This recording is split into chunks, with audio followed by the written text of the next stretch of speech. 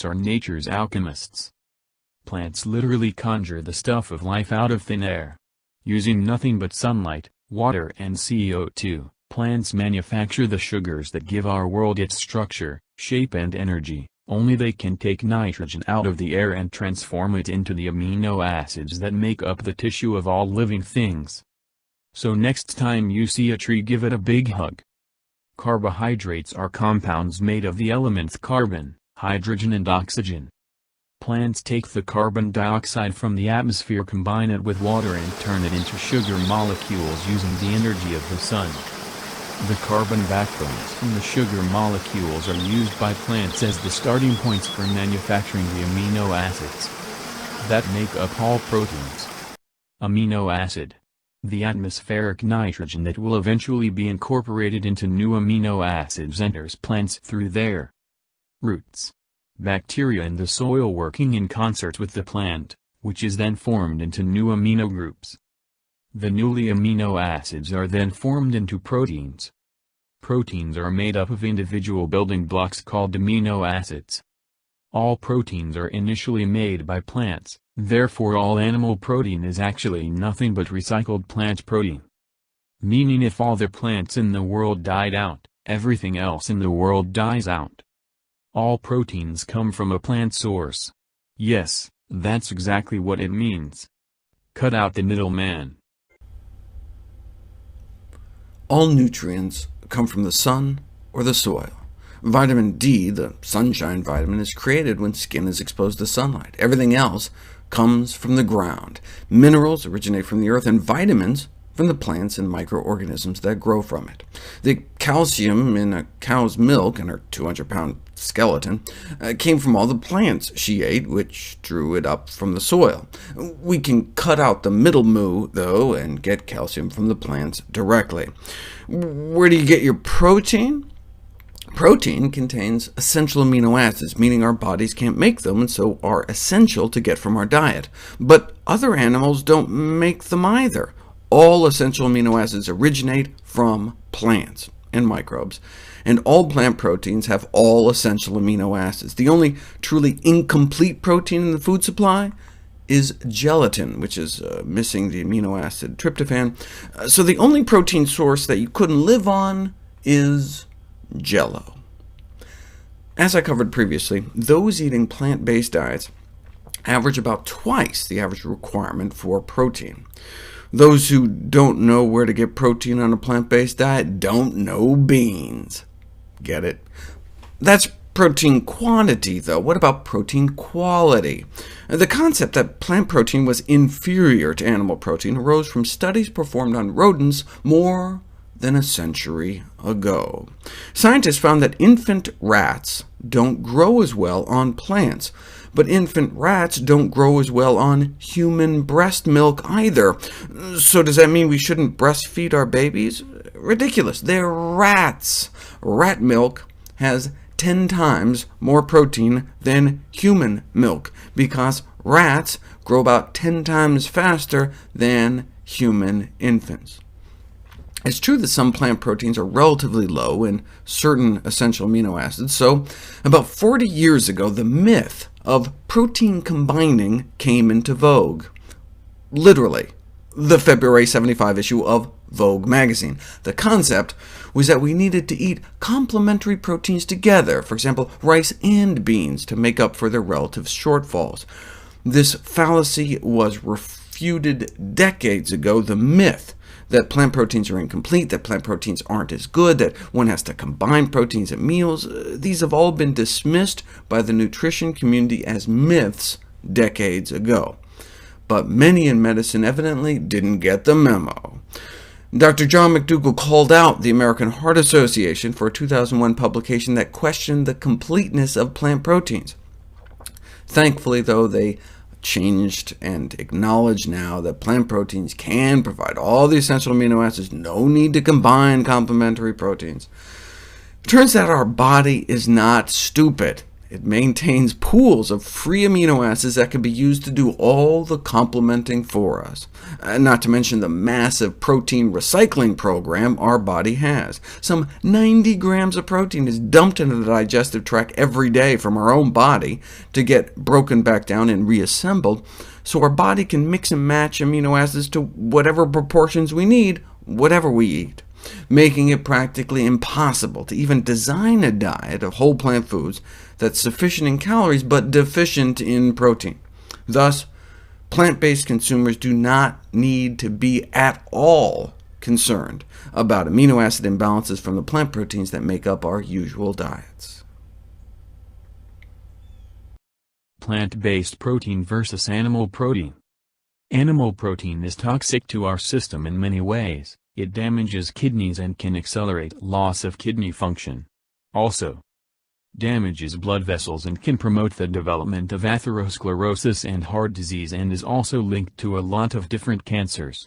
Animal protein will definitely shorten your lifespan. Studies show consuming more plant-based protein will definitely lengthen your lifespan, relieve stress, and replenish you with much energy to do day-to-day tasks. Only about 1 in 10,000 people make it to be 100 years old. What's their secret? Well, in 1993, a major breakthrough in longevity research was published. A single genetic mutation that doubled the lifespan of a tiny roundworm. Instead of all being dead by 30 days, the mutants lived 60 days or longer. This lifespan extension was the largest yet reported in any organism. This Methuselah worm, medical marvel, is the equivalent of producing a healthy 200-year-old human. All because of a single mutation? That shouldn't happen. I mean, presumably aging is caused by multiple processes, many genes. How could just knocking out one gene double the lifespan? What is this aging gene anyway? This gene that so speeds up aging that if it's knocked out, the animals live twice as long. It's been called the Grim Reaper gene. What is it? It's the worm equivalent of the human IGF-1 receptor. And mutations of that same receptor in humans may help explain why some people live to be 100 and other people don't. So is it just the luck of the draw whether we got good genes or bad? No, we can turn on and off the expression of these genes depending on what we eat.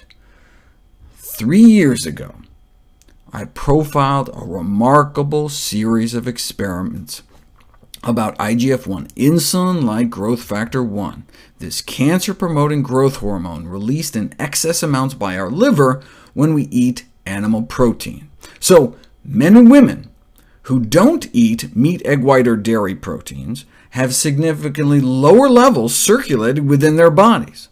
Switching people to a plant-based diet can significantly lower IGF-1 levels within just 11 days markedly, improving the ability of women's bloodstreams to suppress breast cancer growth and then kill breast cancer cells off. Similarly, the blood serum of men on plant-based diets suppresses prostate cancer cell growth about 8 times better than before they changed their diet. This dramatic improvement in cancer defenses is, however, abolished if you add back just the amount of IGF-1 banished from their systems because they were eating and living healthier. This is one way to explain the low rates of cancer among plant-based populations. The drop in animal protein intake leads to a drop in IGF-1, which leads to a drop in cancer growth, an effect so powerful Dr. Dean Ornish and colleagues appear to be able to reverse the progression of early-stage prostate cancer without chemosurgery or radiation, just a plant-based diet and other healthy lifestyle changes. Now, when we're kids, we need growth hormones to grow. I mean, there's a rare genetic defect that causes severe IGF-1 deficiency, leading to a type of dwarfism, but also apparently makes you effectively cancer-proof. Not a single death from cancer in about 100 individuals with IGF-1 deficiency. How about 200 individuals? None developed cancer. See, most malignant tumors are covered in IGF-1 receptors, but if there's no IGF-1 around, then they may not be able to grow and spread.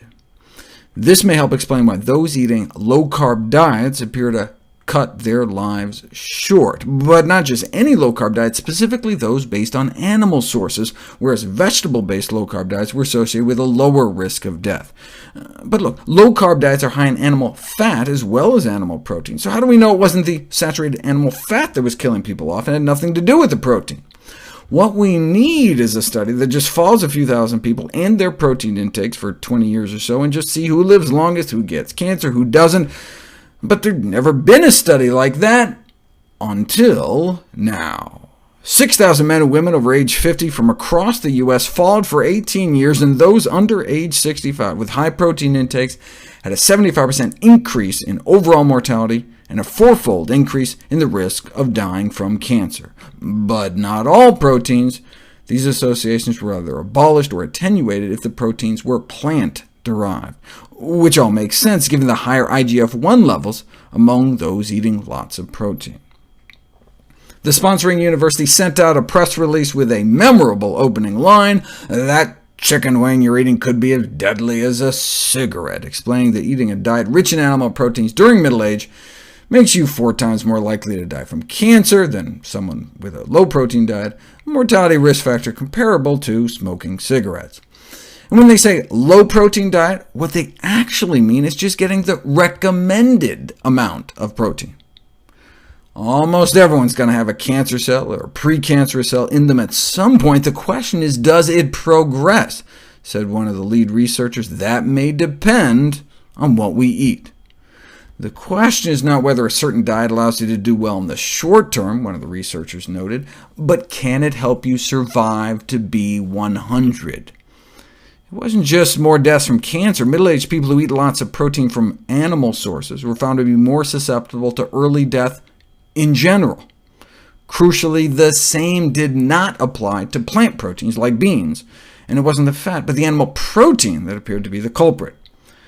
What was the response to the revelation that diets high in meat, eggs, and dairy could be harmful to health as smoking? Well, one nutrition scientist replied that it was potentially dangerous. It could damage the effectiveness of important public health messages. Why? Well, a smoker might think, hey, why bother quitting smoking if my ham and cheese sandwich is just as bad for me?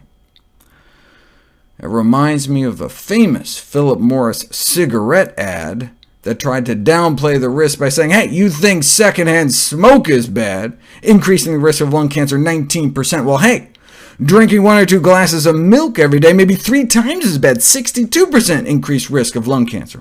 Or doubling the risk frequently cooking with oil, or tripling your risk of heart disease eating non-vegetarian, or multiplying your risk 6-fold eating lots of meat and dairy. So, they conclude, let's keep some perspective here.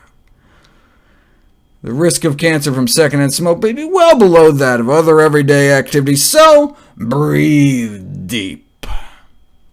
It's like saying, yeah, don't worry about getting stabbed, because getting shot so much worse. Right? It's like saying, if you don't wear seatbelts, might as well have unprotected sex. If you go bungee jumping, might as well disconnect your smoke alarms at home. 2 risks don't make a right. Of course, you'll note Philip Morris stopped throwing dairy under the bus once they purchased Kraft Foods.